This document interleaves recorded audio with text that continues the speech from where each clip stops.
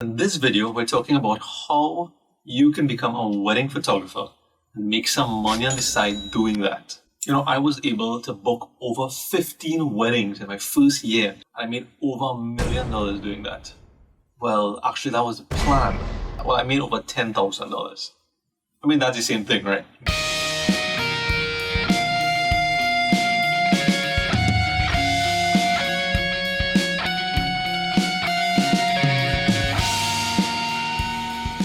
If you're new to the channel, consider subscribing and hitting the notification bell because we release helpful photography marketing videos each week. On the topic of making money on the side, I was able to clear a lot of credit card debt that I had because of wedding photography.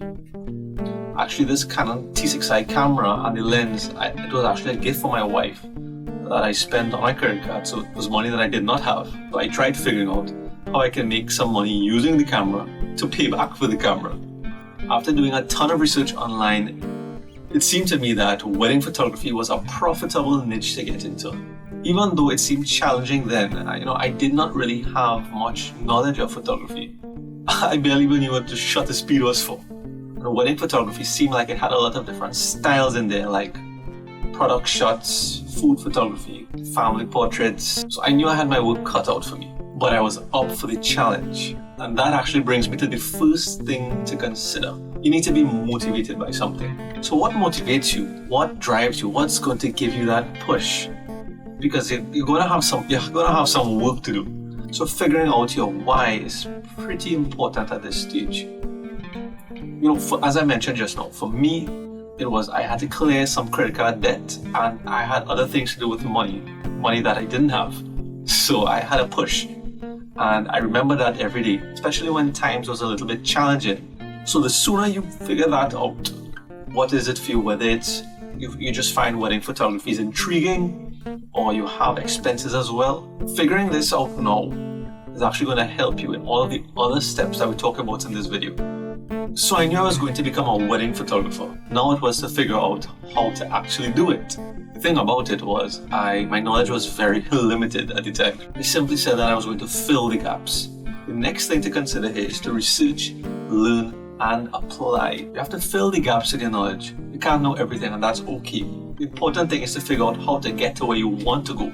So research, figure out what it is that you need to know, and what's the point in just knowing what are the things that you have to do. Actually look at the tutorials, and it only really becomes a skill when you apply it repeatedly. Let's say you never shot rings before. You might have a ring wrong. Look at some tutorials about lighting.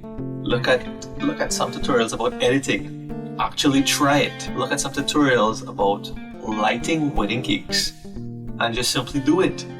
Build that confidence in your skills if you don't have it. Maybe it's not just about the technical side of things, communicating with the clients. Funny thing is I was literally searching for how to become a wedding photographer. Jonathan Silverchan. You can try that exact search too, see what shows up.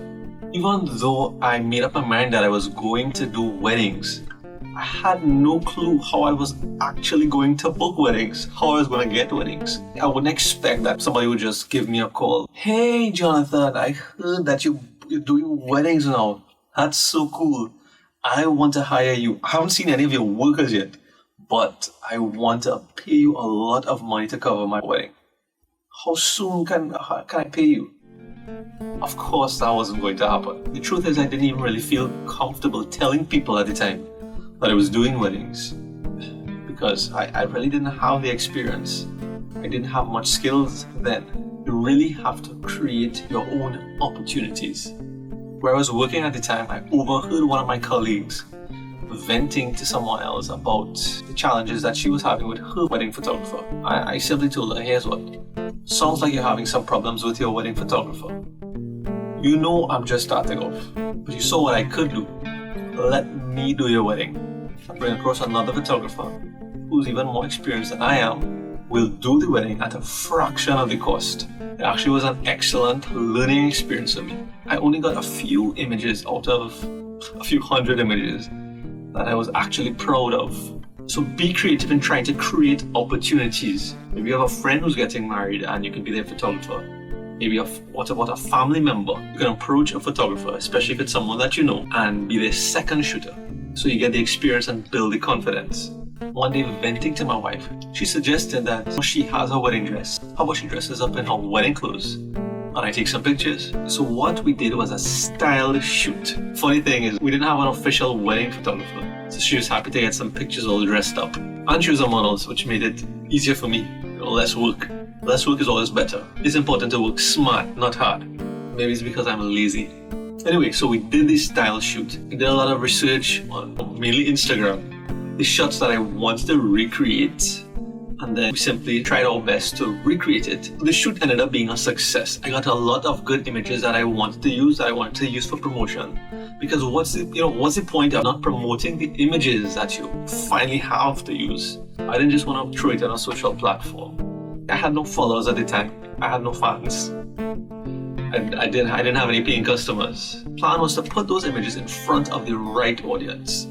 The people who were looking for a wedding photographer, looking for a photographer. You have a cover image, you have a profile photo, you have a logo. What you want to do here is create a compelling offer. Maybe you can give away a limited amount of engagement shoots or a special package that you're offering right now. You'll have to try different things and see what works. What you want to make sure of here is that your message, your offer, is in line with the audience that you're trying to reach.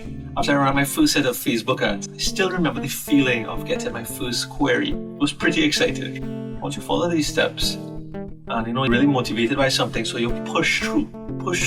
You get your first message or ad response in no time. After exchanging a few messages back and forth, the real aim was to get a meeting with the potential client. I know somebody was not going to just book me as a wedding photographer by just watching some pictures online, unless I was like a widely popular photographer, which I wasn't. After a few messages back and forth, I tried to really get them on the phone as fast as possible, build a little bit of rapport on the phone, and to try and schedule a meeting as soon as we could. My intention was really to get a meeting with them as soon as possible, so I also used that time to figure out if I wanted this couple as clients. Because just as much as they were choosing me, I was choosing them. I took note of some of the things that worked in the meetings, some of the objections that they would have, some of the challenges, so that I can improve after every meeting. Long story short, in 1 week I scheduled almost all of the meetings with all of the potential clients. I was able to book 15 weddings, which booked me for the entire year. Those Facebook ads just really ran for about a month. If that sounds interesting to you, join our Facebook group because we drilled down a little bit more into the strategies behind that. I hope this video is helpful for you. See you guys in the next one.